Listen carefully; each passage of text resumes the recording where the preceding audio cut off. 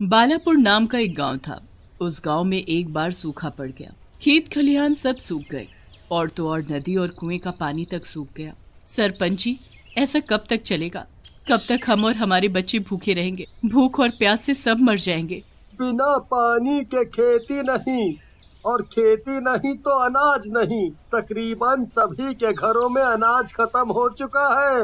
अब खाने को कहाँ से लाएं और पीने के लिए पानी कहाँ से लाएं? कुएं बिल्कुल सूख चुके हैं। अभी तक तो जैसे तैसे काम चला लिया था, पर अब नहीं। सरपंच जी, चुपचाप क्यों खड़े हो?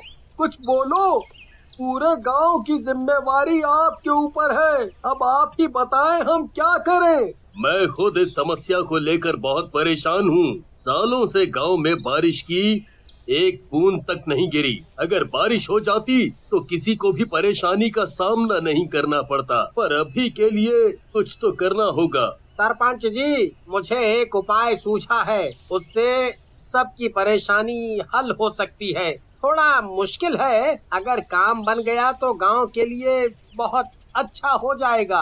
हाँ हाँ, बताओ क्या उपाय है। हम सब मिलकर तुम्हारा साथ देंगे। यही कि वो हवेली है ना, लाला रामदास की। लाला को मरे हुए सालों हो गए।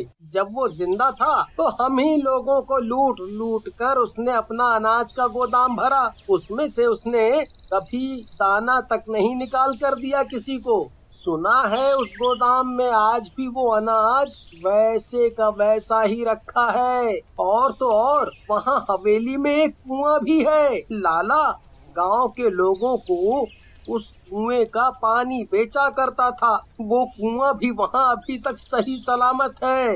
क्यों न हम हवेली में चले और सभी अनाज वहाँ से निकालना है। भूख प्यास से मरने से तो अच्छा है ना वो। सोचो, अगर वो सारा अनाज हम सबको मिल जाए तो कोई भूखा नहीं रहेगा सालों तक। फिर क्या था? सरपंच आगे आगे, गांव वाले उसके पीछे पीछे। हवेली सालों से बंद थी। हवेली में घुसते ही उन्हें सामने एक कुआं दिखाई देता है जो एक लोहे की टीन से ढका हुआ था। कुछ लोग कुएं के मुंह से उस टीन को झाड़ कर हटा देते हैं। अंदर का नजारा देख सभी हैरान रह जाते हैं। पूरे गांव में पानी की एक बूंद तक नहीं। कुएं भी सूखे पड़े हैं और इस लाला के कुएं को देखो, पानी से लबालब भरा पड़ा है। सरपंच जी, ये अनाज सालों से यहाँ पड़ा है। अब तक तो ये सारा सड़ भी गया होगा। अगर ये अनाज सड़ गया होता तो इसकी बदबू पूरे गांव में फैल गई होती, पर ऐसा कुछ नहीं हुआ। शायद ये अभी भी सही सलामत हो। देखो ना, इन अनाज के बोरों से कोई बदबू नहीं आ रही। चलो एक बोरा खोल कर देखें। ये तो चमत्कार ही हो गया। इतने सालों में अनाज का एक दाना भी सड़ा नहीं। ऐसा लगता है जैसे अभी अभी ताजा ताजा भरा हो इसमें। सरपंच जी, अब गांव वाले भूखे नहीं मरेंगे। तभी वहाँ एक आवाज गूंजती है और आवाज उसी लाला की थी जिसका वो सारा अनाज था। मुंशी भूत बन चुका था।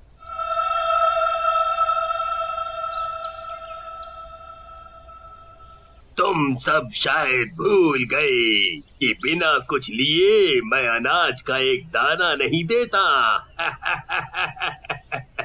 फिर तुम सब मेरा इतना सारा अनाज कैसे ले जा रहे हो? इसकी कीमत दो मुझे। क्यों डरा रहे हो सबको? और हम सब तुम्हें इसकी कीमत क्यों दें? एक तो चोरी, ऊपर से सीना चोरी।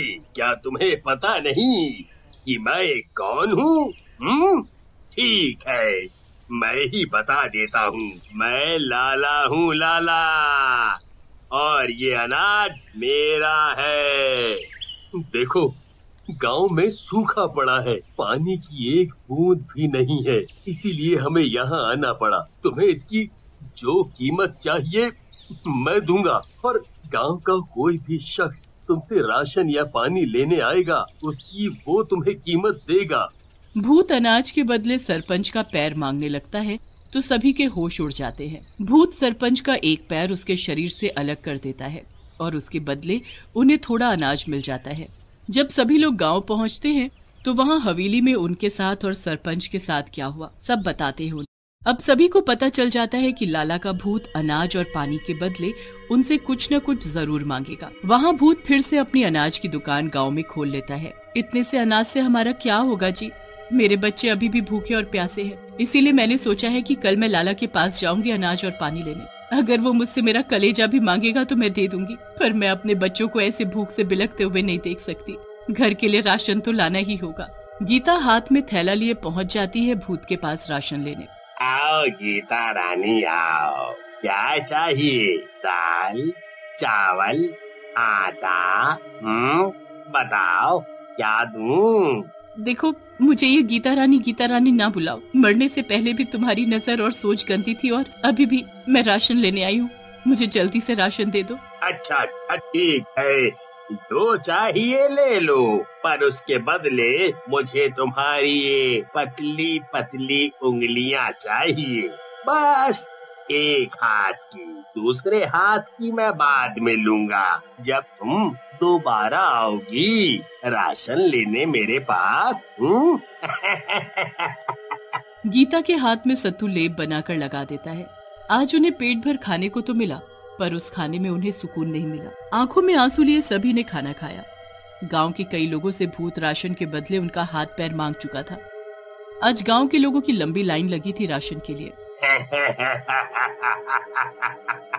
आओ आओ, सभी आओ, मेरे पास अनाज की कोई कमी नहीं है, भरपूर अनाज मिलेगा तुम्हें। लाला बस कर, अब बहुत हो गया। क्या तुझे इन मासूम लोगों की हालत पर तरस नहीं आता? हाँ, देख जरा, देख इनकी हालत। बेचारे अपने बच्चों का पेट भरने के लिए अपना अंग अंग तुझे निकाल कर दिए जा रहे हैं। ऐसे तो ये जीवन भर के लिए अपाहिज हो जाएंगे, जीवन में कुछ काम नहीं कर पाएंगे। तुम लोगों ने मुझ पर तरस खाया था, हैं? तो मैं तुम सब पर तरस खाऊं? सरपंच, बीच में अपनी टांग ना अड़ा।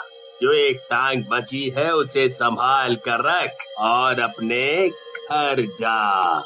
मुझे मेरा काम करने दे। सरपंच जी, लगता है हमने उस हवेली में घुसकर बहुत बड़ी गलती की। वहाँ जाकर उसकी आत्मा को हमने जगा दिया। ये सही नहीं हुआ। गांव के भोले भाले लोगों को वो आज भी वैसे ही बेवकूफ बना रहा है, जैसे वो मरने से पहले मनाता था। ये भूत सबको नोच नोच कर खा जाए, उससे पहले हमें कुछ करना होगा। ओ गांव वालों, अगर अगली बार राशन चाहिए तो अपने बच्चों को भेजना राशन लेने के लिए। अब तुम्हारे अंदर कुछ नहीं बचा मुझे देने के लिए। अरे भाई लोगों, ये भूत अब हमारे बच्चों पर उतर आया है। राशन ये हमें नहीं, हमारे बच्चों को देगा और उन्हें भी हमारी तरह अपाहिज बना देगा। मैं अपने बच्चों को उस भूत की दुकान पर राशन लेने नहीं भेजूंगी। इन्हीं के लिए तो हम इस हाल में भी जी रहे। अपने बच्चों को भला कोई मुसीबत में कैसे डाल सकता है? हे ऊपर वाले, रहम कर हमारे बच्चों पर, उनकी रक्षा कर। हम सब मिलकर मंदिर चलते हैं, देखना भगवान हमारी जरूर सुनेगा। और वहाँ सरपंच और उसके साथ कुछ लोग भूत पर चुपके से नजर गड़ाए थे। तभी एक चमत्कार सा होता है। आकाश में काले बादल छा जाते हैं और उनसे बारिश की बूंदें गिरनी शुरू हो जाती हैं। ये तो चमत्कार हो गया। आखिरकार ऊपर वाले ने हमारी सुनी ली। देखो, इस गांव में इतने सालों बाद बारिश होगी। सही में अब हमारी बंजर जमीन फिर से उपजाऊ बनेगी। नदियाँ और कुएं फिर से पानी से भर जाएंगे। अब कोई भूखा नहीं मरेगा। उस भूत के अनाज की बोरियों को बारिश में लाओ घसीट के। ये अनाज ही भूत की कमजोरी है। बारिश का पानी इन पर पड़ेगा तो ये सारा अनाज सड़ जाएगा और अनाज के सड़ते ही भूत भी मर जाएगा। जल्दी करो। पूरा गांव सरपंच की बात मानता है और सभी मिलकर बिना डरे भूत की दुकान से सभी अनाज गांव के बीचों बीच लाकर रख देते हैं। बारिश में सारा अनाज सड़ जाता है और उसके साथ भूत भी तड़पता हुआ वहां से गायब हो जाता है। अब पूरा गांव बहुत खुश था।